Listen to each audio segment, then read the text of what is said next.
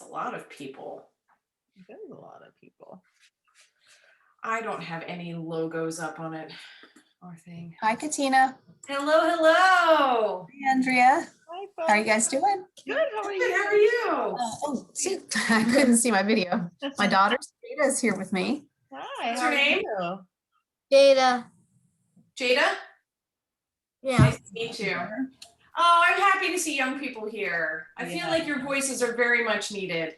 Also, because I am quite terrible at Minecraft, as much as I love it. She's great at talking about Minecraft, but not as good about playing it. Yes, it is true. And so having everybody fill in the gaps for me where I'm inevitably going to mess this up would be very helpful. Yeah. Yeah, I'm really only good in creative mode though. I keep dying with Well, the it's just, zombies. you're only what, like about a week in. The She's zombies keep Minecraft crazy, killing but only me. in the past week. The zombies, and they just keep killing me. Like I keep dying.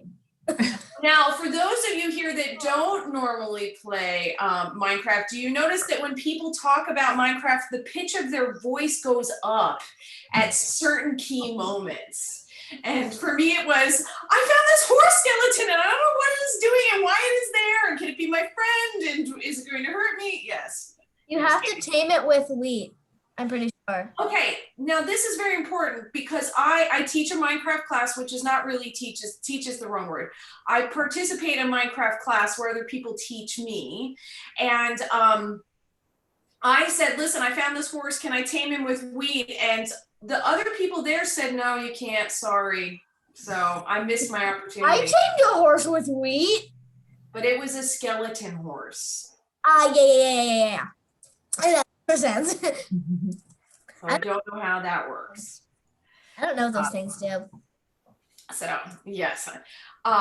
So very nice to see everybody. We'll probably keep people letting people in for a couple more minutes and then we will go ahead and start.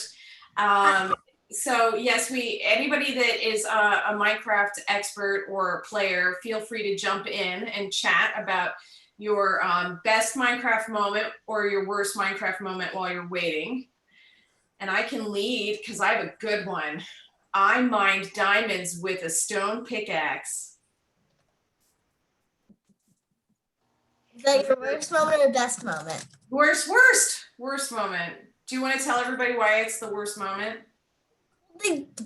Diamond pickaxes are the best because they don't break as easily. But stone pickaxes, they break. So if you which I found out the hard way, if you mine diamonds with a stone pickaxe, they disappear. You do not get them. It was my first diamonds. I was very excited and I didn't get any of them. And then everybody laughed at me, but they also felt very bad for me and they were very compassionate. So that was also good.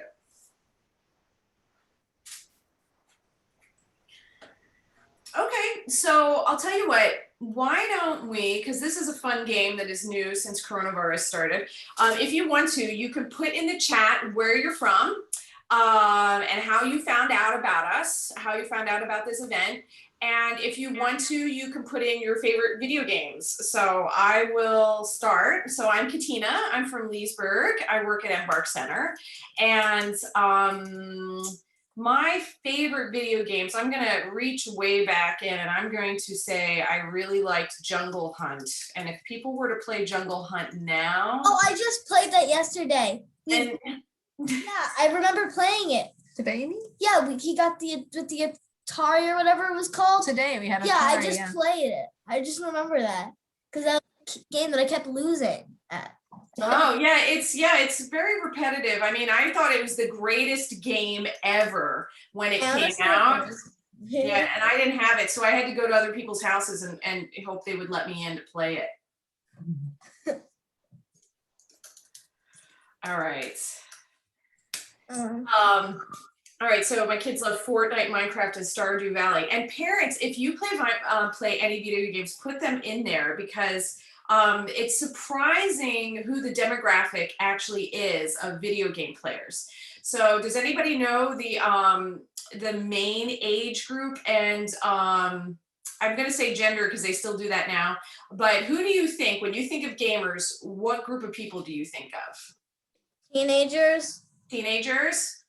Middle Yeah, school, like young adult. Middle school, young adults, adults, adults. everyone, I guess. Usually people say teenage boys because that's where a lot of the marketing goes. Actually, the Yeah. bulk of the marketing goes. But it's actually middle-aged women. But No. it's because you Really? need it's a big shocker, but you have to count things like Words with Friends and Boggle with Friends and Candy Crush and things like that because we play them. Yeah. But so if you ever want to watch a really good episode about it, there's this show called Adam Ruins Everything, and he talks about the summer slide, and in it he does this myth busting of video games and how we got to this place of thinking that video games were only for teen boys. And then he talks about the actual statistics of who plays video games, and you have to think about that whole big, marketing push that they're missing out on of people. But so we're going to talk a little bit about Minecraft today, but I'll talk about Roblox. I'll talk about a couple of other video games. And since we're a nice sized group, we can chat if you have any points to make, save some questions that you have. I'm happy to answer them. I think it's easier to manage things in the chat. So if I miss a question, Andrea's here to help out. But definitely ask your questions. There's a lot of questions that will come up, and there's a lot of video games that I don't play, but other people play, and they want to know specifics about that game and how those games have benefits as well. What I'm talking about is going to be pretty broad, so it covers pretty much all the video games, and a lot of the testing that they've done, a lot of scientific studies they've done, actually haven't been specifically on Minecraft or Roblox or Fortnite, but it will apply to it also. So I'll just do a little intro of me and of Andrea, since we're both the staff at Embark Center. I'm Katina Franklin Sweetie. I'm staff at Embark. I am a mom of 2 kids, but I also have been a teacher for a very long time. And this video game world, and I'll get into it when I start the slideshow that I have prepared for you. I've always been playing video games throughout my life, but I'll talk about that more in a second. But Embark Center for Self-Directed Education is a self-directed education learning center in Leesburg, Virginia, where our members are free to choose their own learning paths and learn their way at their own pace. And that includes learning through video games quite naturally. Andrea, do you want to share a little bit about yourself and Embark? Hi, everyone. Thanks for joining us tonight. I actually am one of the staff also at Embark Center, and this is one of the very particular areas where it's easy for me to say we all learn from one another at Embark Center, and this is one of those areas where I am most certainly not the expert, and it's particularly fun for us to be able to spend our time with wonderful, well-rounded young people who learn from each other, learn from us, and from whom we learn every day. So once again, thanks for being here. And if you have any questions, please go ahead and type them in the chat. I will have 0 to contribute to this conversation. So I will be monitoring the chat and making sure Katina gets to your questions. Yes, because once I start sharing this screen, I'm not going to be able to see things as well. All right, so give me a second to set it up. I'm going to do the screen share. Oh, host is disabled participant screen sharing. Uh-oh. And I'm one of the hosts. Andrea, do you think you can allow me to share my screen?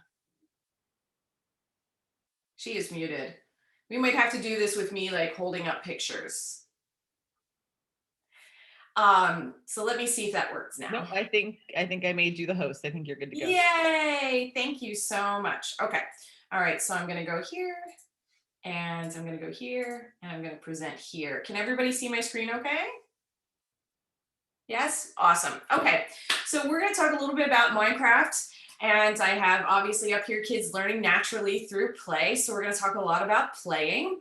If you haven't read Peter Gray's wonderful book, Free to Learn, I highly recommend you checking it out. He talks a lot about learning through play in that book, and a lot of the ideas in here I took from that book and my own experiences and my own research as well. So one of the things that has been, really interesting for me on this journey of learning through play is that, and learning specifically through video games, is that I grew up playing video games. I had a mom that loves video games. She loves video games to this day. She's in her 70s and still plays. So when I was a little girl growing up in the 70s and the 80s, my mom was looking for places to play Space Invaders and Miss Pac-Man. So we went to a lot of interesting places to get to these games. So even though I grew up playing video games and it was a very natural part of my childhood, I didn't have any restrictions on the video game playing that I did. I swore that my children were never going to play video games. I was never going to let them play any video games at all, especially that horrible game Minecraft. I heard how addicting it was, and I was never going to let them even see it once, because the moment they saw it, they would never be able to stop playing it. And then I would never get my kids off the screen, and they would grow up and live in my basement and never get a job, and it would be all my worst fears coming true. So how this worked out for me so well is that the neighbor across the street, she had Minecraft. And obviously you can't keep everybody in Rapunzel's tower of protection. And my kids went across the street and they saw Minecraft and they were hooked. They could not stop playing Minecraft, but I would not let them have it at the house. And it got a little awkward because as a homeschool family, while all the other kids were at school, my kids were going to Bridget's house and asking her mother if they could play Minecraft at her house. So what ended up happening was I was reading the Washington Post when you would get the paper in the old days, and I was reading it, and I saw this article that Virginia Tech put on an opera with Minecraft. So this is a screenshot of the opera. And what they did is they brought together their tech department and their music department, and they wrote a whole opera. They used Mozart arias, and they just changed all the lyrics to be the lyrics for their opera, but they used Mozart's music. They had live musicians playing, live musicians singing, but on a big screen was this opera stage. So they had people playing this Minecraft opera on a screen with these live musicians performing it. And that was my moment, really. That was the one that turned me when I thought, wait a minute, there's a whole lot more to this video game than just, digging a mine in the ground and trying to mine diamonds with a stone pickaxe. So I really started researching it at that point and really getting excited about all the creative possibilities of Minecraft. So that's when I started to come back around to playing Minecraft. So we already had Jada, I think that was your name, I'm so sorry, talking about playing in creative. So this is creative mode that they did this all in, but Minecraft also has a survival mode. So you can play that game in two ways. Minecraft is yours to create in. You are dropped off in that world, and if you're playing survival, you're going to have to figure out how to play in that and survive on your own. If you're playing creative, you're dropped off in that world, and you're going to have to figure out how to build and do what you need to do on your own. And so that's why when parents, you have your kids watching videos of other people playing video games, and you're like, what is going on here? Why are you watching videos of other people playing? You play the video game. They're actually watching videos on how to play the game, because Minecraft doesn't come with any instructions. It's not a game that has a scrolling kind of platform where you go to the next thing, like what I was talking about with Jungle Hunt or Mario Brothers or Legend of Zelda. So it really is this world that you create in it yourself. So the Minecraft opera was one of them. Another one for me was architectural builds. So this is one of my favorite houses. This is Frank Lloyd Wright's Falling Water that somebody has created in Minecraft. Down here in the left-hand corner, this is Denmark, and this is only a screenshot, but somebody created the entire country of Denmark. I think it was actually many people, not just one person. They did the whole country in Minecraft. We have this pagoda over here. We have so many things that we can do in Minecraft, so many builds that we can do. And so if you think about this just as an educational opportunity, if you want to be, if your kid is really in and learning about architecture, you can do it in Minecraft. My kids ended up taking a lot of Minecraft architecture classes, but they also took Minecraft history classes and things like that. So there's all these ways to play in it that are so much more than what we think of when we think of a video game. All right, so let's talk a little bit about the importance of play. So I talked about Minecraft and how I kind of turned my thinking around, and you have all these opportunities, and I only talked about some of the builds. There's a lot more there, and we'll get into it. So when we are playing, we are practicing life skills. It promotes personal, social, emotional development, and I'm talking free play here.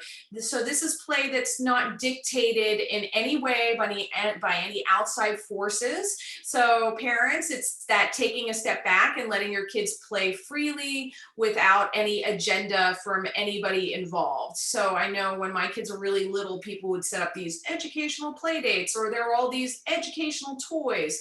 So let's rewind a little bit further to, when I was growing up in the 70s and 80s, where my mom was like, see you at 7, and, just kicking us out the door, and we rode our bikes around until we found a bunch of other kids' bikes on the ground, and we, knocked on the door to see if those kids could play.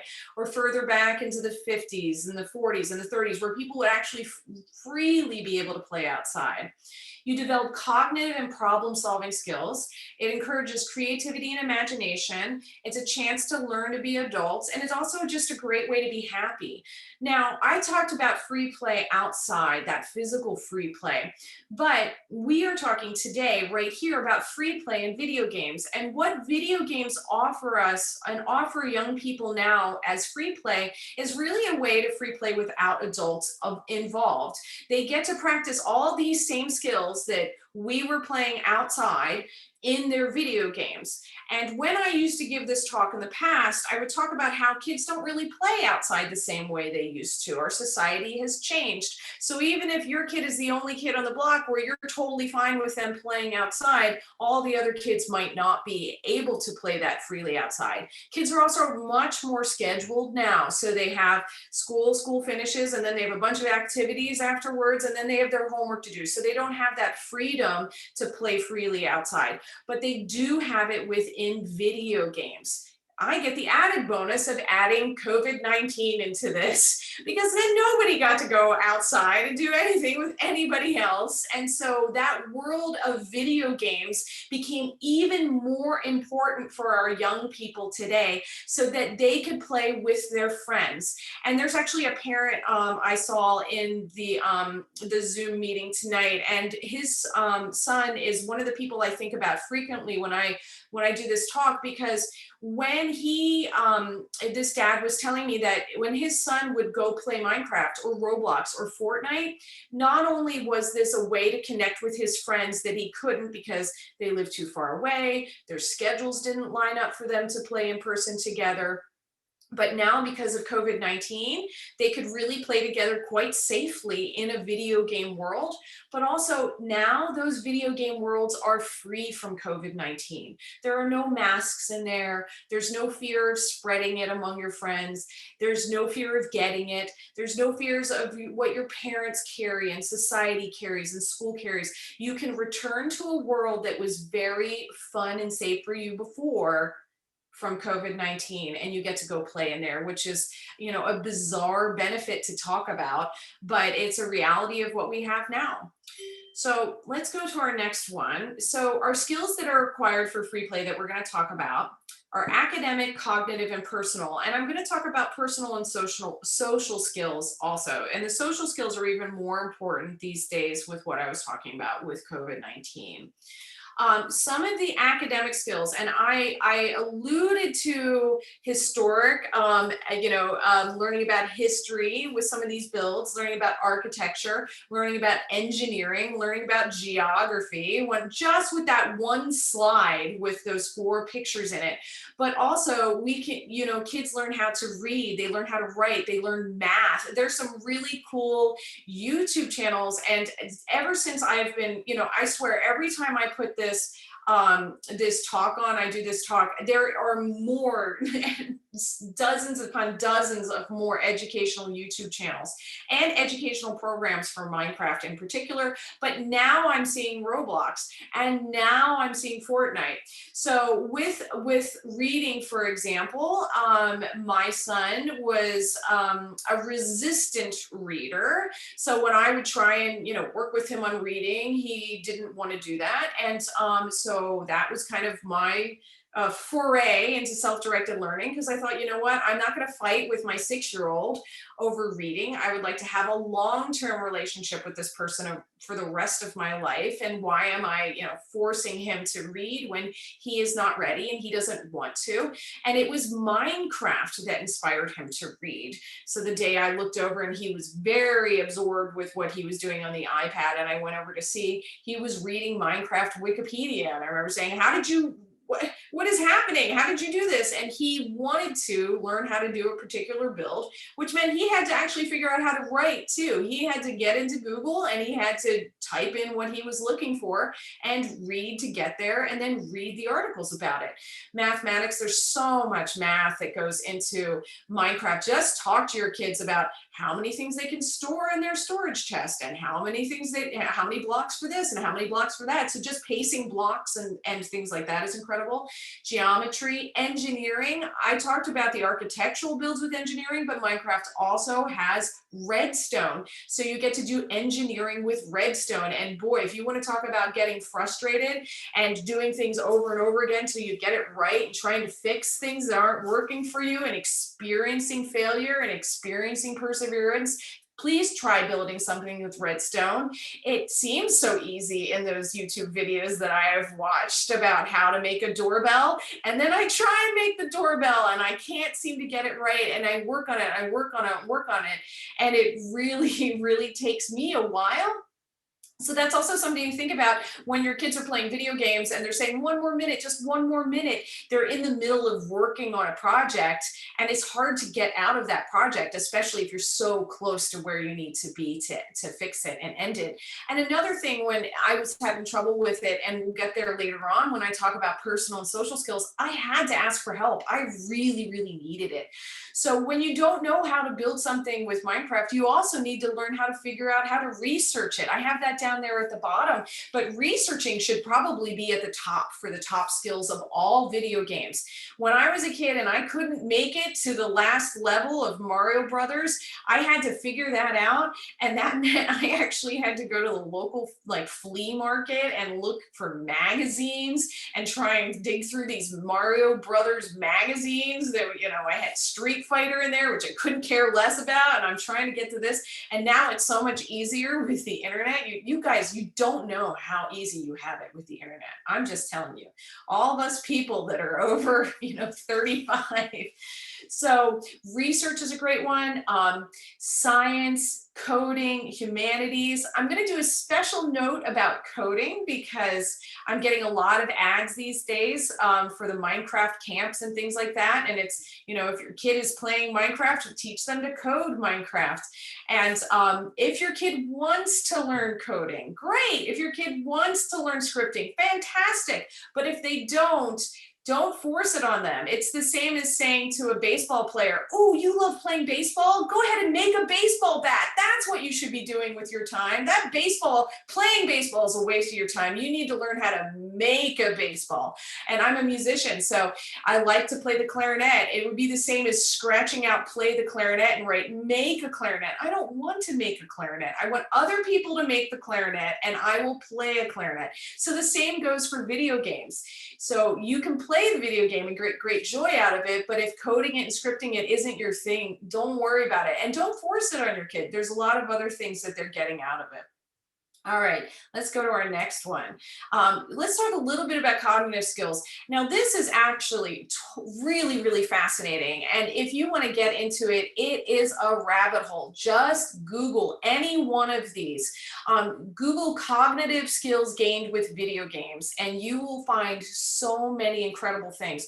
I originally thought, when I thought of cognitive skills in video games, I really just thought of that hand-eye coordination, but there's a lot more going in there. So one of the ones that we're going to talk for the first one is improving your brain speed. So just think about it for a second. Think about any video game that you play where things move quickly. Tetris, what's the Temple Run, things like that. So they start out nice and slow, and then they gradually speed up. Anybody that's played Tetris, you really know what I'm talking about. They start nice and slow, and then they get faster and faster and faster. That's improving your thinking process. right? You have to make those decisions. You have to flip those little blocks around, and you have to get it better and better and quicker.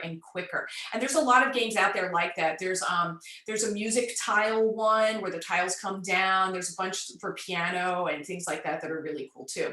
Spatial attention is in there. So think about when you are playing Minecraft and you have a build, or you're even better, you're playing a game and things are happening at, all around you. You actually need to be gathering that information and processing that information of what's going on around you. So if you're playing survival in Minecraft and the zombies are coming at you and they keep killing you and it's really frustrating, you actually are improving your spatial attention because you have to be paying attention to those zombies that are over there, right? And you need to be running away over here or trying to dig a hole really fast over here, which is my only way of getting away from them. I'm too scared to fight them. But those skills within the video game are also improving your spatial awareness. That also leads right into our next one, which is the multitasking and mental flexibility. How many of you have played Mario Kart with somebody that is so incredibly better than you? It is, it's, if we want to talk about improving your brain speed and things moving faster and faster, that one's great. But my favorite example of multitasking in a video game is my daughter can play Mario Kart, be in first place, turn her camera around and watch me and critique my driving. And it's that multitasking that these video gamers can do. So let's say we have the zombies attacking us from one side and the spiders attacking us from another side, and then the skeletons are coming in, that you have to have that multitasking to be able to gauge what's going on around you and make the decision on who you're going to fight next and things like that. Fortnite people really, really know what I'm talking about with this because they have so many big campaigns they build and so many things are going on around them. The mental flexibility is being able to make those decisions and change really quickly. So you can have the whole thing planned out and somebody does something that you didn't expect at all, and now you need to switch on a dime to be able to survive your campaign. Well, I did talk about the hand-eye coordination and it's still there. And I think you guys, the way you use the keyboard now is so different. I had, a joystick that I used, and now, I use the Xbox controller or the Wii and things like that. But all of those things with that coordination between your hands and the screen is going to help you. But not only that, especially keyboard players. Roblox people, I don't know how you do this thing where if you watch somebody playing Roblox, they will actually have full conversations in the chat where they're chatting and they're using the keyboard to control the movement of their character and they're using a mouse. So not only are they just incredible hand-eye coordination with what they're doing, they're crossing their brain hemisphere because they're doing their hands in two totally separate things to be able to play and talk at the same time. It improves your memory. So let's talk about, let's say I'm in Minecraft and I have dug my little hole, which counts as my house because I stick a door on it, but I want to go find the haunted mansion in the woods. So I'm going to need to remember where my house is. I'm going to need to remember where I traveled, and I'm going to need to remember commands. So these are just examples of, things that you need to remember how to do. So what happens is that you're building all of these memory skills, because I'm not going to take notes and write this down on a piece of paper. That's kind of a pain. I've actually used my phone to take screenshots of different things when I'm playing Minecraft because I can't remember things as quickly as the people that are in the class with me. And it's really interesting to be an adult working with young people that take it for granted what kind of information that they can access, and they can access it so quickly, right down to XY axis coordinates. And because that memorization has meaning to them, it's extremely important. So while they're memorizing all these Minecraft recipes and redstone builds and XY coordinates so they can get to the squid and get the ink and things like that, they're building their memory muscle. Problem solving. All these video games have problems, right? And all of us are going to make mistakes and all of us are going to fail. And when that happens, you can make a decision. You can say, you know what? I don't really want to play this game anymore. I'm done. I have definitely seen my brother rage quit when we were playing Paperboy on our Nintendo in 1991. And, you know, he made that decision that he was not going to play it anymore. But then he mulled it over and he thought about it for a long time and he came up with some solutions and he came back to the game. And so if you think about it with video games, we are constantly solving problems with them. We are constantly dying in all these games, and you have to figure out how to get to the next level. How are you going to solve this problem? So one of the things that I talk about with people that I work with in all sorts of settings, so not just with my Minecraft and Roblox classes, but I also teach music classes too. And so when my students bump up to a problem, I say, well, how are you going to solve that problem? What are your resources? What is your knowledge? What is your information? And if you think about that with video games, there's so much information, and there's so much information that you don't really need. And so you have to sort of weed through it and find the stuff that works for you. And the problem solving skills don't necessarily happen within the game. Sometimes you just can't figure it out. So now you have to figure out how to figure it out. Are you going to Google it? Are you going to go to YouTube? Are you going to ask your friends? Are you going to go to Reddit? Like, how are you going to solve this problem? So it's not just micro in the game itself, but it's macro. It's outside of the game too. So these are really important skills to be able to research, to be able to find resources, to find people to help you, and to find what works and what doesn't work. So it's building your communication skills in there too. It improves your attention and concentration. All right, so this is the big one. This is the one that's really, really fascinating because and this year in particular is so weird to talk about this, because if I was talking to you last year about this, I would inevitably get the screen time question. Well, my kid can't be on the screen 7 hours a day. And my kid can't, and now all of us are on the screen 7 hours a day. And so if you think about the attention and concentration that goes into all of the things that I just talked about cognitively, right? All the things that I even touched on before with academically, especially with research. There's so much time that goes into that and so much focus. So think about the skills of focus and concentration that you're getting out of here too. So one of the things that when I got my master's degree in music, when I would apply for a job, people would say to me, one of my skills that they thought was good was that I had high attention and high attention and concentration skills, because I was expected to do that as a musician. I was expected to be able to pay attention to learning a piece of music for hours on end. I was expected to be able to concentrate on that. And yet, because video games in our society are so maligned, all of those skills with attention and concentration are sort of tossed out the window just because it's a video game. Where did I get my ability to pay attention for hours in a music rehearsal and concentrate on learning the Mozart clarinet concerto for hours upon hours? I got those skills from being a little kid playing video games and really working hard on getting to the next level of that darn ET game that Atari came out with. So all of these things are really important for our brains. All of these things are helping our brains get stronger and grow.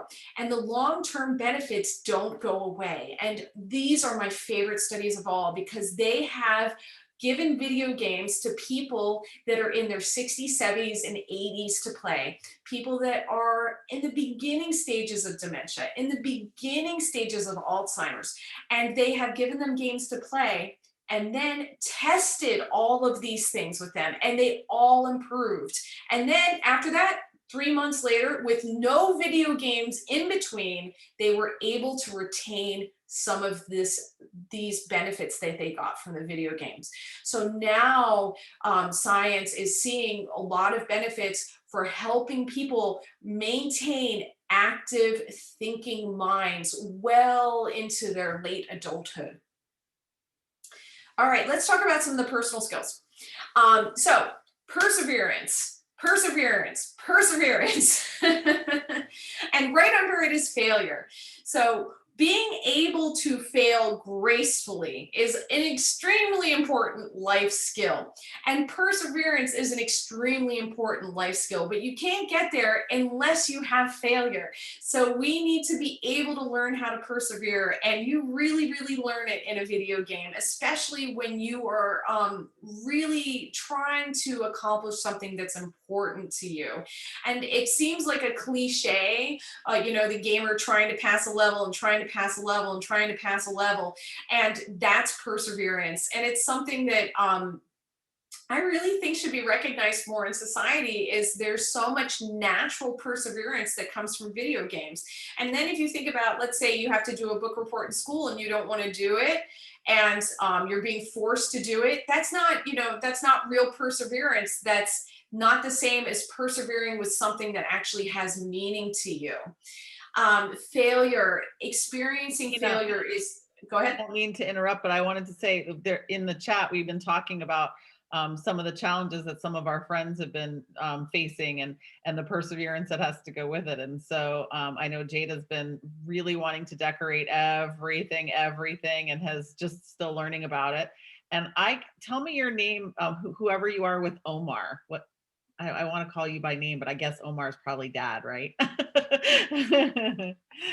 Awesome, Olivia. And Olivia has been trying to find the diamonds at Y coordinate 12, and she's still working on it, right? So there's that perseverance that you're talking about. I just wanted you to know that some of our friends are experiencing the same thing. I'm so glad to hear that. Yeah, mine is trying to get a chicken into my little fenced in yard. So I made a little fenced in yard and I got some weed, and now I'm running all over the place like a maniac trying to get a chicken to come home with me. And they keep getting out. I got one in there. But yeah, and I used to play this game. I put it in there as one of my games that I used to play. It came out when the Xbox first came out. It's called Blinks the Time Sweeper. And the boss was so hard. So hard to beat. And I spent all this time beating it, or trying to beat it. And I was 30 something, and my sweet husband is like, so there's a great big world out here that you can go outside in. And I'm like, please, I just need to accomplish this goal. Dave says that you should spawn a chicken using a spawn egg. I could, but I feel like that's cheating for me. Like, I really feel like I need to go get him. But yes, I can. So thank you. Now I just need to figure out how to get a spawn egg. So with this comes patience. There's a lot of patience that goes in this. I have been playing Roblox with people, and boy, there's a lot of patience that goes into Roblox, because sometimes you have to wait for a game to reset, like you get bumped out because, so I was playing a game today called Plates of Fate or Plates of Destiny. I don't know what is it about, but in that one, I got killed right away, and then I had to wait my 7 minutes before I could play it again. And the other one that I wanted to talk about with patience is anybody that does farming in Minecraft, you have to wait for that farm to start producing. I have to be very patient at night before I head to bed in Minecraft. But so there's a lot of patience that goes into it too, and a lot of careful building. If you're doing creative and you're actually building a village or a house or anything in particular that takes a long time, it really does take a lot of patience. Exploration is in there. Minecraft's a great world to explore. Terraria is a great world to explore. Skyrim is fantastic. So there are a lot of games where you can get out there and you can explore, but also once again get outside of that video game and you can explore outside of the video game too. Terraria, a lot of the weapons that are in there are historic and mythical weapons. So they really do come from different cultures all around the world. So you can explore the whole world with the different weapons that are in Terraria. With Minecraft, like the golem, the iron golem. Look up what a golem is. Go outside of Minecraft and find out the myths of the golem and which culture that comes from. It's really cool. I think I've covered creativity a lot today. We're talking about all these wonderful builds, and people in here have talked about that what they've been wanting to do. Self-control is here, and it can be a hard won lesson.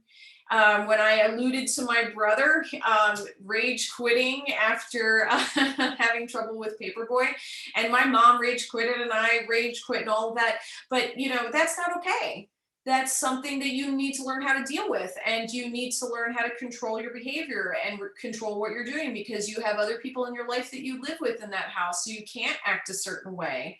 And so that's something that you need to learn how to manage. So that's something, if you want to keep playing that game, you can't act a certain way. So self-control's in there too, because we're all part of society and we all have to maintain certain levels of decorum.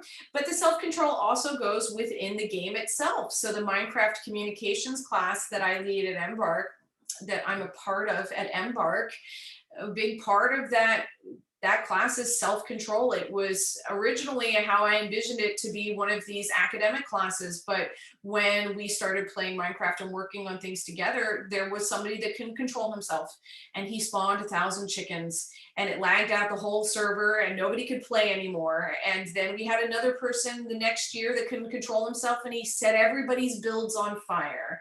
So those people had to learn how to control their behavior in order to be a part of that Minecraft server.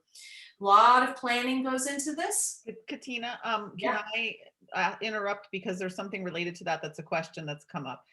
So Heather is a former teacher and sees the benefits of playing creative games. Current struggle is setting healthy boundaries around the amount of time my kids play and the difficulty ending play on an agreed upon time.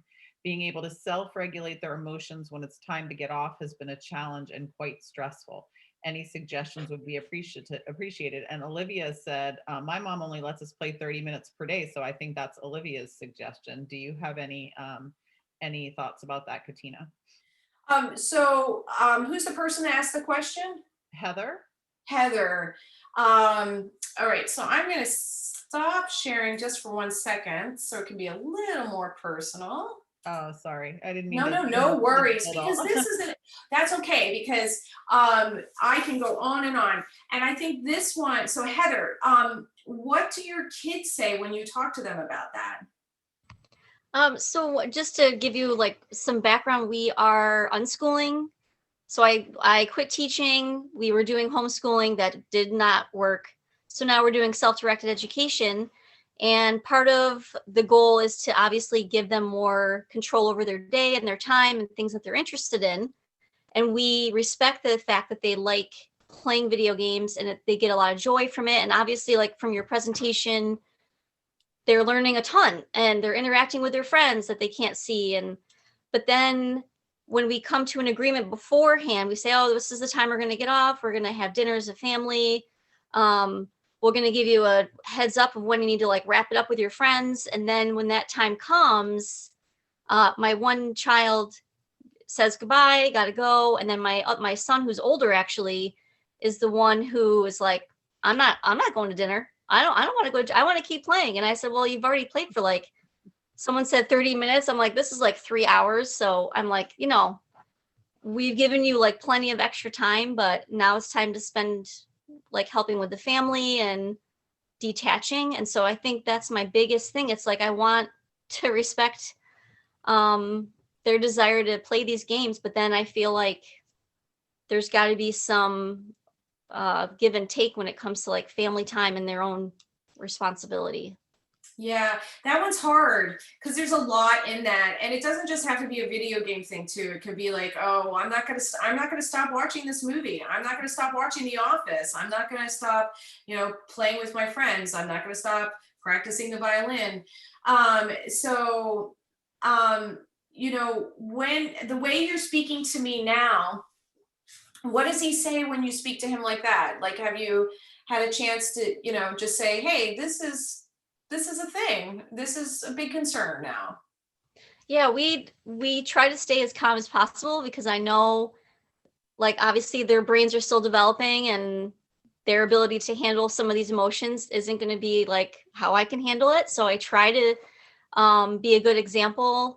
But like in the last week, it's like escalated to the point where we're just like, okay, you got to get off. I'm going to shut the Xbox off. And it's like, and then my husband and I start yelling and we're like, why did we buy the Xbox? This is causing like so much stress for everybody just to get someone off. And so I'm like, is it worth it? So this is like the struggle.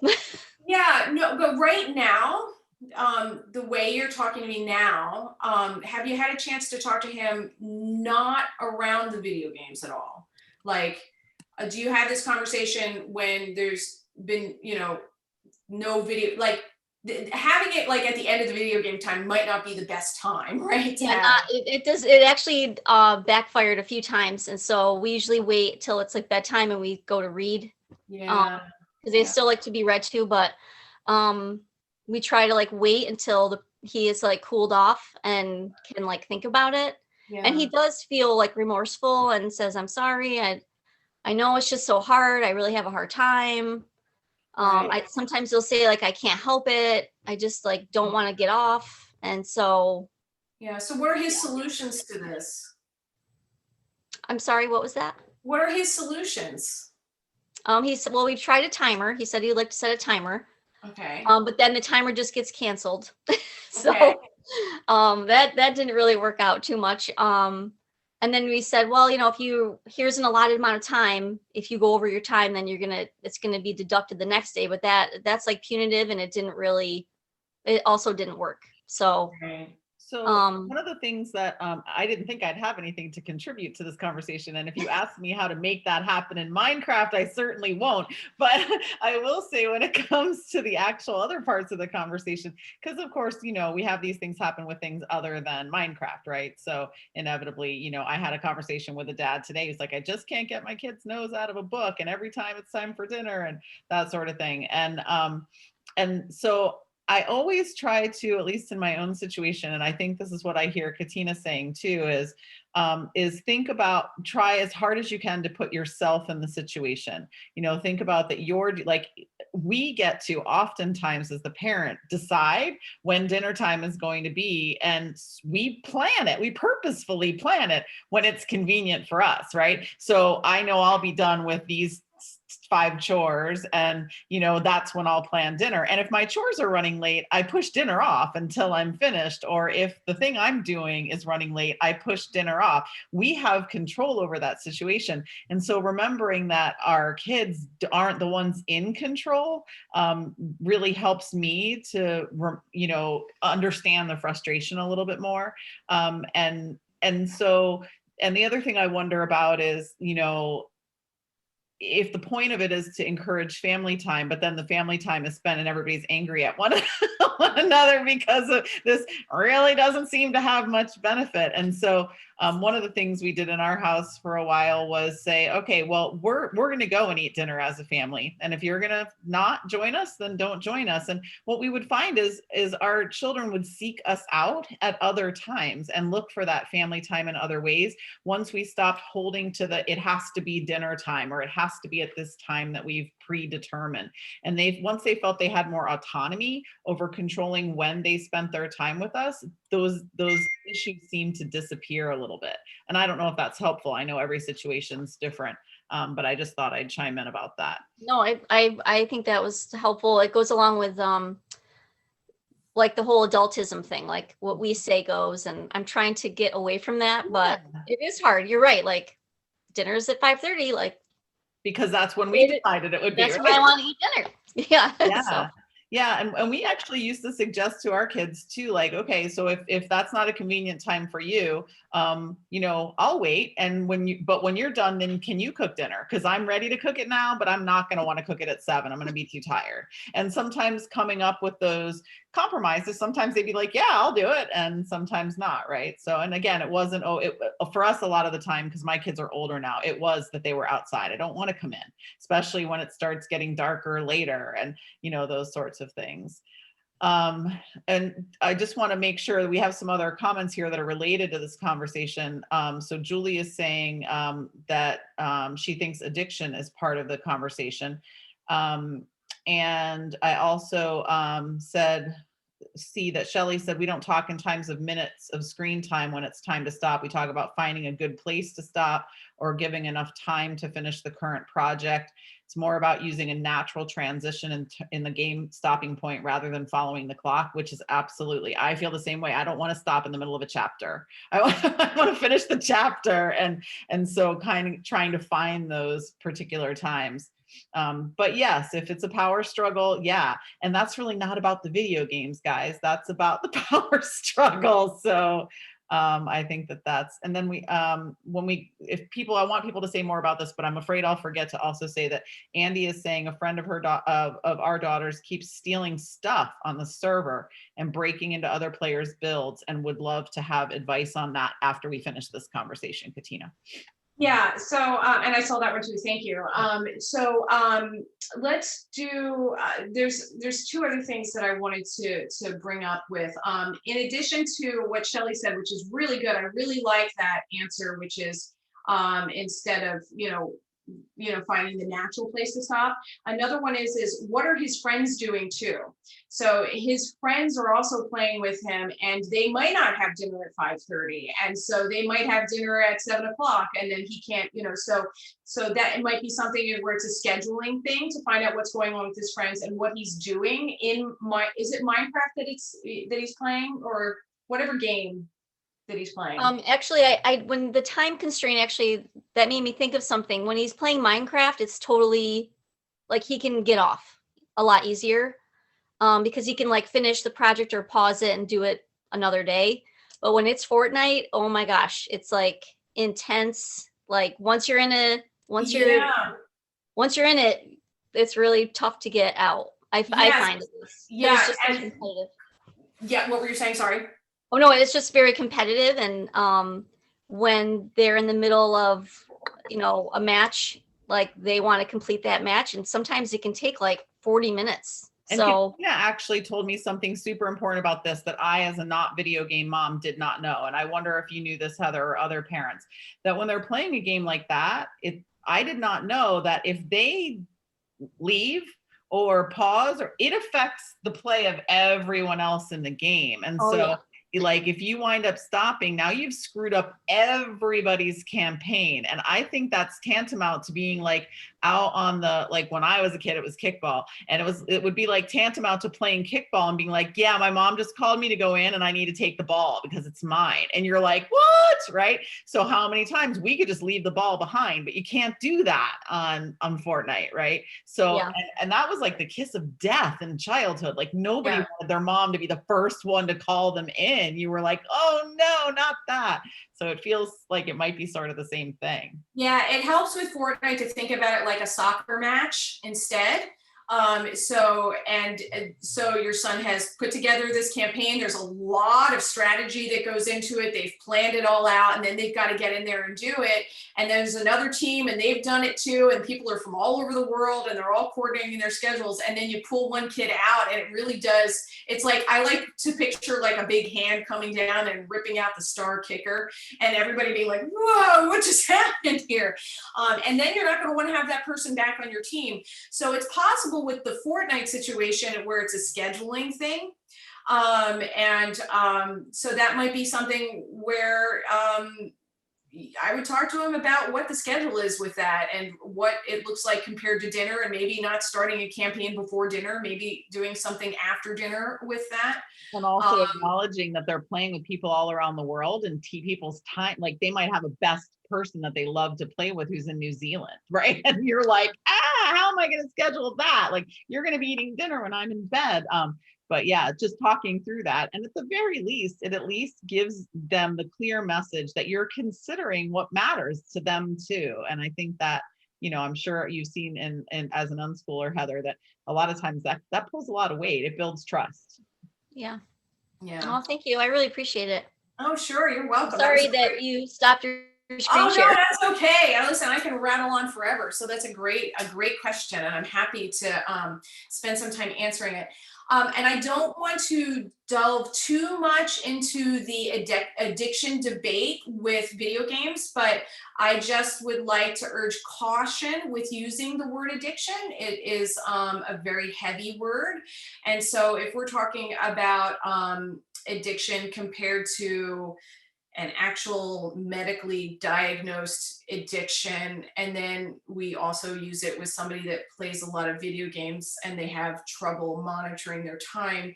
That's just, there's a lot there to unpack and a lot there to be very, very careful of, because video game addiction is actually quite rare.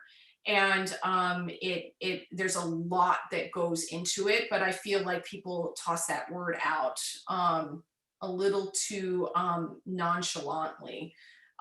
So, and I know I'm not going to go into it in depth, Katina, but I will just say Peter Gray in his blog on Psychology Today, I think has actually pointed to quite a bit of the actual research, because one of the things he talks about in the research around screens and video games is that if you actually follow the trail of the researchers, they kind of just all quote each other, but nobody's actually going back to any peer-reviewed research. And if you go back to that, it's got a very different outcome than what most people are trying to tell us it does. So I highly recommend using Peter Gray as a source to kind of trace back and do your own reading and come to your own conclusions about screen time and video game addiction. All right, so let's go to the question about the people destroying the builds. Where was that one? I lost it. Okay, wait. Going back. It's Andy, a friend Andy, of there it is, a friend of our daughter. Yeah, keeps stealing our stuff on the server. And they break into the players' builds. Any advice? My daughter would rather not give that. Okay. So so this is another one that came up at Embark in our Minecraft class, because we have a realm, so it's kind of like a server, but you pay for it because for people that don't know how to make a server like me. And so somebody was going into the realm when we weren't there, because you can go into it 24 hours a day and taking things. So that was something that needed to be addressed. So what I would say to Alex, which is in Minecraft you have Alex and Steve, so I'll talk to Alex. So Alex, if it's possible to talk to the people in the server and find out what's going on and create rules for the server amongst yourselves, and then post those rules at spawn so that people can see them, and then work out what your consequences are going to be. So the people in the Minecraft realms that I am, each year we go over the rules, and we actually go over them quite frequently as things change, but the consequences can be quite harsh. So sometimes we've had people banned permanently from the realm. Sometimes we've had people, the 3 strikes and you're out kind of thing. Sometimes we've had, a 24-hour hold for that person. So if it's possible for you to speak to the people on your server and work out what's going on, I think that is your first line of defense. But all that being said, sometimes these servers are enormous and they can be thousands of people. So if it's one of those, any of the Minecrafters on here, can you tell me, I think you can make a locking chest. Yes, no? What's the new chest you can make with those things that lock, they look like scales? And I think Jada knows. Yeah, Olivia or Jada, you guys know what Katina's talking about? Yeah. Oh, you're muted. I think you either might be talking about the Ender chest, because I've seen that. That's probably the newest chest. It's a new one. It's this new chest that they have, and I can't believe I can't remember the name, and everybody's going to be mad at me tomorrow or on Monday at Mark. What did you say? A shulker box? That one. Box? That one. Oh, That one you can actually put all of your stuff in it, and then you can keep it in your own inventory. So now you can keep all your stuff in your inventory, so you can keep What it. about a backpack? Will that work too? Yeah, if you're wearing it, nobody can have it. Yeah. So these are, but unfortunately, this person's going into other people's builds and damaging the builds too. My advice would be for them to talk to that person and come up with solutions together and ask that person, hey, what's up? Go ahead. You can also, I've seen where people use redstone to create security systems. Like that if you walk on a pressure plate, you can like get shot. I've seen people do that a lot. Yeah, maybe Figure it out. yeah, maybe your daughter can have a whole bunch of security systems out there with redstone. Olivia's saying you can set traps too. Yeah. Hmm. So there are ways definitely to work it out. So Yeah. hopefully you guys can discuss it and work it out. I saw this one video where somebody pranked somebody, like blew up their house, and it started a whole war in the server. Like there's two teams, and they literally, they like fought. It was like a YouTube channel that I watched. Yeah, our kids have had servers where that happened. Yeah. So what did you guys do in your server when that happened? Well, Jada wasn't there. That was at our center a couple of years ago, and it was just the kids all playing on their own. It wasn't a class. So they just worked it out. Trying to remember what they did. I mean, it was partly that the one kid at the time, I think it was about 2 years ago, and he was the youngest, and he was pretty young, no names. He was pretty young, and he just had to learn, like, you just can't do that. So it was perfect. And it parallels stuff that was happening in real life that Yeah. learn. Yeah, that's, you don't do that. It's like that self-control that we were talking about. You've got to learn how to do that. And knowing the rules, and just knowing the rules.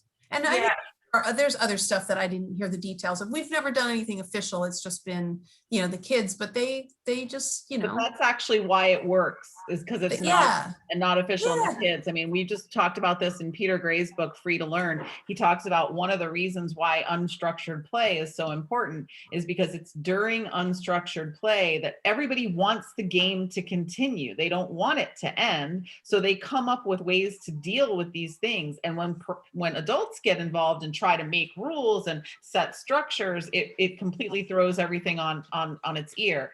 And so, we've found that when they figure it out, I mean, oftentimes, somebody's going to blow the stuff up just enough times and you're just going to say, I don't want to play with you anymore. Like and it's very different. It's very different for them to tell each other and kick each other off of servers or give each other a hard time versus a grown-up to come down from the top and say, you shouldn't be doing that. And so there's multiple stuff. We do the same thing with Discord servers. People get banned and Oh, they shouldn't even. Well, something it's kind of related to Minecraft. I just remember that recently, since I just started playing, but I've watched a lot of videos.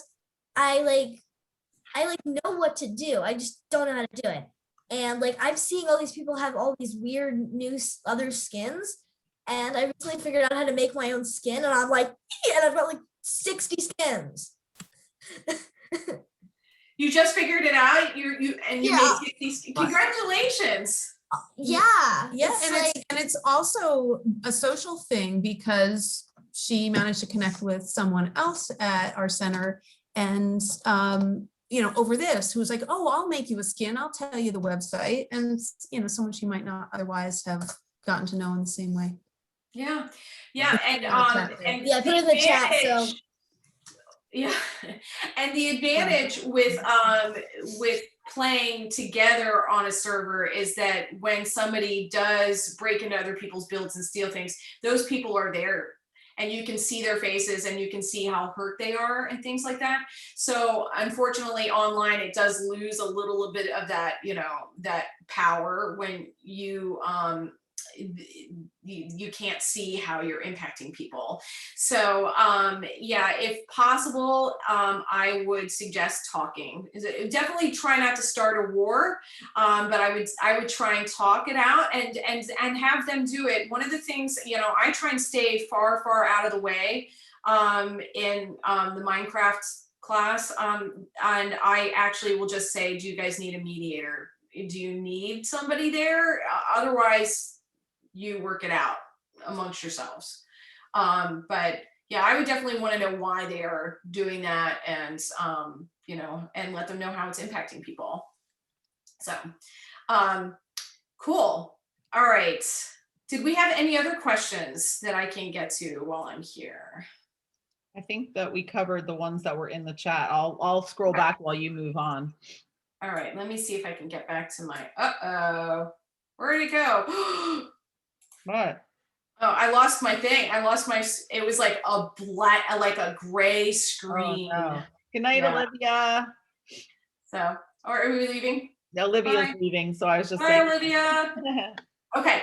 All right. So I'm going to share again. And there it is there. Put it here, presents. Okay, so we did just spend a little bit of time talking about socialization. And it was a great question to lead into this. And so one of the things I was saying for the person that was having trouble with people breaking into builds and stealing is communicate with that person. And when people are gaming together, they are definitely communicating. Everything that Andrea said about that game of kickball, if you aren't going to play by the rules, applies. Like if you're not going to play the way that we all have agreed on, then we're not going to play with you. Like there are repercussions. Or if you're not going to play with the way that we agreed upon, well, let's revisit it and let's change things and see what we can do. So that, that's part of what I was talking about with compromising. And so the young person that was saying that they were having things stolen and builds damaged, that's establishing a boundary. You have to establish the boundary. Do not modify or break people's builds. Don't do it. But then once you establish that boundary, you actually have to enforce that boundary. And that takes practice too. And it's hard. It's hard to enforce boundaries if they're your friends, because you want them to stay your friends, right? You don't want them to be mad at you, or you don't want them to stop playing with you. So practicing enforcing boundaries is really, really a big part of gaming. And it's hard to do. I know as an adult, it's very, very hard to do. It is hard for me to establish a boundary, but it is really hard for me to enforce it and stand by it. So compromises in there. Sometimes you may find that you need to redo those boundaries or enforce them in different ways, or come up with different rules, or find different ways of playing together. Teamwork is absolutely in there. We were talking about Fortnite. That team is paramount, being able to work together. And one of the biggest things in teamwork is trust. You need to be able to trust each other on that team. Leading is great, and we hear about it all the time. There are all these new programs come out. Your child is a leader, and let's be a leader, and that's wonderful. But also, you need to know how to follow. You need to know when to step back and let the leader come into play and take you to where you need to go. And you also need to know when to step up to, and if you're a leader, when to step out of the way also. And that's something that I'm learning constantly as an adult. And so in video games, when you're doing multiplayer games and playing together, you get chances to do that all the time. Peer teaching and learning, this is one of my absolute favorites. So right here, this picture of these three people playing Minecraft, if you look down the row, there's a bunch of people staring at the computers, and they're sort of standing over it. And they are teaching other people how to play. So peer teaching and learning is such a great way to learn, because it's so natural. And please, I'm going to wrap this up by just recommending that you play games with your kids. Go play Fortnite with your kids. Go play Minecraft with your kids. Let them teach you what they're doing. What they know how to do is absolutely amazing. It's really incredible. And then watching young people teach each other. I think it's one of the great things. There are a couple of us here that work at self-directed education centers, and we can't drive this point home enough, what peer teaching and learning looks like. It's a beautiful thing to behold. And we still live in this world where we're caught up in academics and academic learning and classes and things like that.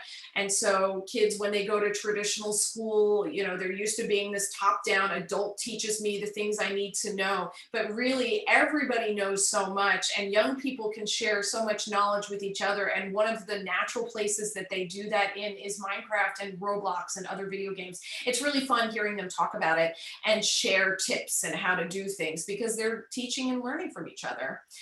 You can make friends from all over the world. When Andrea was saying, that Fortnite team can have people in New Zealand and Great Britain, and that is for me, somebody that was born before the internet exploded and personal computers exploded and smartphones exploded and massive multiplayer games exploded. the day that I watched I asked my son what he was doing. He was playing Roblox because he was in Google Translate, and he was trying to talk to somebody in Brazil, and my son does not speak Portuguese. And so this young man was typing to him in Portuguese, and my son wanted to know what he was saying. So he was copying that sentence and pasting it into Google Translate and figuring it out. And then he was able to write his own sentence in English and translate it to Portuguese and send it back to that kid. And it was, the way the world has opened up to people in Generation Z, but obviously all of us, is absolutely incredible. We are living through one of the great communication revolutions of human history, but this young generation now, it is natural. It is absolutely natural to them, and it is just mind-blowing. So compassion is a big part of it here too. I have seen this over and over and over again in gaming. Now, I know there are definitely situations where compassion is not shown and bullying happens, and that needs to be addressed. Absolutely. But when I have seen people that have really struggled with self-control, and they've really struggled with how to do things, the compassion that young people share each other really is immense. I've had my kids say to me, Mom, I'm worried about my friend on Roblox. I haven't seen them in a while, or I have a friend that doesn't seem like he's doing really well. So compassion is part of it, but compassion with each other within the game, they are learning that too. So let's talk a little bit of what we can do as parents. So one of the things that I really, really love is called a bid for affection. If you are familiar with bids for affection, please put in the chat what it is, but I will go ahead and tell you. A bid for affection is when somebody reaches out to you to connect with you. They are asking you for their affection, and they are sharing something with you that has a lot of importance and meaning to them. So they did this wonderful study where they took newlywed couples, and they all had them stay in this bed and breakfast together, and they studied the bids for affection. And for instance, if the husband said to his wife, wow, look at that really cool bird outside, that was a bid for affection right there. And you have about 3 choices of how to respond. And so what they found was, if the bid for affection was accepted, when they reached back out to those couples years later, those couples were usually still together. So an accepted bid for affection would be, wow, show me that bird. Where is he? What do you like about that bird? I love how he's blue and his song is so pretty, right? That's an accepted bid for affection. You can have an indifferent reception, which is, saying, oh, that's nice, honey, and then just looking back at your paper. Or then you can have a flat out rejection, like, who cares about your stupid bird anyway, right? So when your child comes to you and wants to tell you all about this Fortnite campaign that was absolutely amazing, and then this happened, and then that happened, or Minecraft, and then the creeper blew up my door, and my ender pearl, blah, blah, blah. Like, these are all bids for affection. They're sharing their stories of the day with you, and you have a choice of how you're going to respond to that bid for affection. So my suggestion is take that bid for affection lovingly, and even if you don't know what in the name of Sam Hill they are talking about, ask them. Say, okay, so you said this thing. What is an ender pearl? What does that do? How does that work? And this is a moment of connection. And so with what Andrea was saying with, you find that people don't necessarily sit with you for dinner, but they find other ways to connect with you throughout the day. And for me, it feels like the night. I feel like my son is ready to go at 12 o'clock at night, and that's when he wants to really start talking. These are your moments. And a lot of times they really, really want to talk to you about their video games. I said for a second, the stories of the day, gather their stories, listen to the things that happened to them. I opened this with a story with what happened to me when I mined the diamond with a stone pickaxe. That is a story that now people at Embark will talk about it, and they'll say, oh, Katina, remember that time? Or, oh, Liam, remember that time you spawned 1,000 chickens? So these are all stories, and they're part of their lives. And especially, it's not so much now because I feel like we're able to move through our lives a little bit better. But last year at this time when we really were all trapped inside, this was their day. This was what was happening in their day that they were interested in. So a lot of times, when we kids are done at Embark and they're picked up and their parents say, "What did you do today?" And they say nothing, and that's for school too. It's just a thing. I asked my husband, "What do you do at work?" He's like, "Oh, nothing," kind of thing. But you ask somebody what they did in Minecraft, ding, ding, ding, you're going to get a big conversation. So relationship functionality, wow, that is just very technical sounding. Think about it this way. With your relationship with this person that you are a parent of, where do you want that relationship to be in, 5 months, 5 years, 10 years, 20 years, 30 years? So make decisions, on how you discuss video games and, even, other things in your life based on that long game in there, or where you want things to be. You can also look for clubs for them. You can look for classes. You can look for events and conventions. There are tons of things out there, and if you can't find it, you can really make it. It's surprising. Or you can approach a local company that does after school programs of Minecraft classes and things like that. And you can say, "Hey, would you do a homeschool class?" Or, "Hey, would you do a Fortnite class?" Or, it's a great way also to meet your kids' friends that they're playing with if you want to connect with them that way. The events and conventions are not going to be happening for a while. The in-person ones.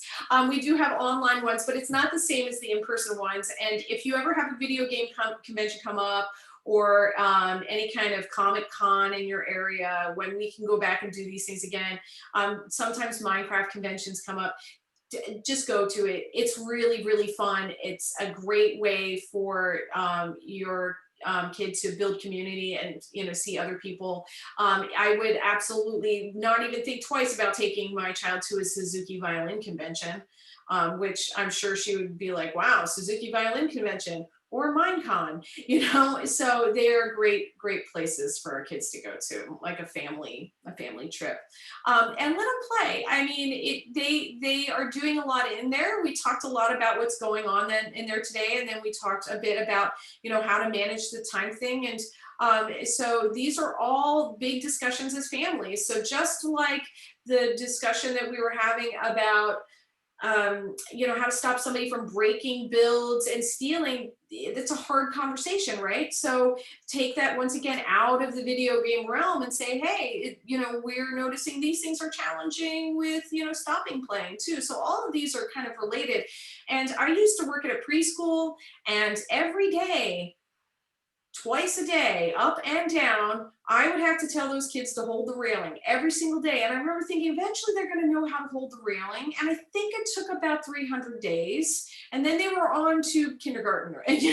So sometimes these things take a long time. They take a lot of practice to get to. And then lastly, play with them. Sit down and play with them. Ask them what they're doing. Have them teach you. Do a tutorial for you and show you. Videotape it or video record it and put it up on YouTube. Maybe you'll be the next viral wonder, playing Minecraft with my mom. But you'll see so much about your child. It's a bid for affection. It's a chance to have them do teaching to you, peer teaching, and well, not peer teaching, but they're teaching you, and you can learn from them. And then you can really see what they're doing. So that's all I have, folks. Are there any more questions that came in? The only other question, Mary Beth said that at some point she'd love to chat with you about how you structure the Minecraft class at Embark, probably. So for information for happening at their center. I like how you said how you structure and participate in it. It's really them just teaching me. Right. I can tell you all, because this is when I was saying play with them as a parent. That's actually how I do it. So at Embark, it's really interesting. We have people that will play together, and they'll play together a lot. Especially, we have a big Roblox group this year. But if you put something on a schedule, man, that that's really important. And so that might work if you want as a parent to play with your kids, to just be like, hey, are you free at such and such a time? I'd love to learn what you're doing, or I'd love to watch what you're doing, or have you show me what you're doing. So what I usually do is I'll go into the class and I'll say, all right, what are you guys doing today? What did you build? You know, take me on an adventure. And I'll say, I'm really scared to go on an adventure, which is absolutely true, because I'm scared of zombies killing me. And I'm not going to fight them. I'm going to just run away screaming, and Andrea can hear me screaming, and I scream like an actual zombie in real life is chasing me. And, and then I just start digging a hole. So it's really, really fun. But conflicts arise, and I try and stay out of the way and let people work it out. But eventually, you know, sometimes people will say, Katina, can you please help us? We're having trouble working out this situation. But really, that's how I do it. I let them teach me. Can you guys show me how to build a doorbell? Because I really don't know. It's not even me being subversive. It's like legit, I have no idea what I'm doing in there. Yeah. Roblox too. Roblox is fun because there's so many different games in Roblox. So you can do it like your flavor of the week or your favorite song of the week. You could be like, all right, what are you guys playing in Roblox this week? And then they take me in there and they show me how to do it. And once again, if we want to talk about compassion, they're very kind people to me in Roblox, because I'm really bad at that. Well, thank you. Thank you everybody for coming. And Jada is looking like she wants to say something. And I know earlier she asked if you would play the clarinet. Oh God, Actually, we were just asking, like, where could we hear some of your clarinet music? Because she asked that. Yeah, I And wanna hear you. Andrea offered you up. So Oh, I said I would ask. Well, if you want to hear some of my clarinet music, I can point you into a better direction than me pulling out my clarinet and playing. No, you'll be fine. You're probably better than anybody here. Oh, you're very kind. Thank you. I will share a link with you. Why don't we do that? And then you guys can look it up. Does that sound okay? yeah, thank you. All right, I will do that. Okay, thank you very much. People very rarely ask me, you know, my clarinet life and my self-directed education life, it's like clarinet is here and self-directed education here, and then video games are here. But I do have a clarinet choir performance of the music of Minecraft. So I will do that. Yes. Very good. Very good. So I'm laughing at you, Kyle. You better get to dinner, because yes, your son is wondering why you're not paying attention, and when you were just called. And yes, Heather, I'm putting our email addresses in the chat. Please feel free to reach out at any point. I will make the recording of this available because we are recording the session, and I'll send it in an email to all the people who are signed up via Eventbrite, so that you'll have a copy of the recording as well. Yes, thank you. Right. And I'll post just that video for the Minecraft music there. But you know, I'm a Minecraft Mojang certified educator, and one of my lesson plans is what they did with the opera. You know, you can do so much with music and Minecraft, but and then I had that one example of Falling Water, but we're close to a Frank Lloyd Wright house in Virginia. So we did a field trip there, and then everybody tried to build his, the Frank Lloyd Wright house is there, it's the Pope Leahy house. And then everybody quit because it was really hard to build it in Minecraft. And it gave everybody a whole new respect for Frank Lloyd Wright. Thank you, everyone. It was a pleasure, and we enjoyed getting to spend time with you, and thanks for your contributions to the conversation as well. Yes, thank you everybody so much, and thank you for recognizing the COVID fatigue. So being on another Zoom meeting, I also am very grateful for you taking the time to be here with us tonight. Mm-hmm. Great. Well, good night, everyone. Have a great night. Bye. Thank you. Katina, can you stay on for a second? I will stay on for a second. Yeah. Jim, would you stay on too?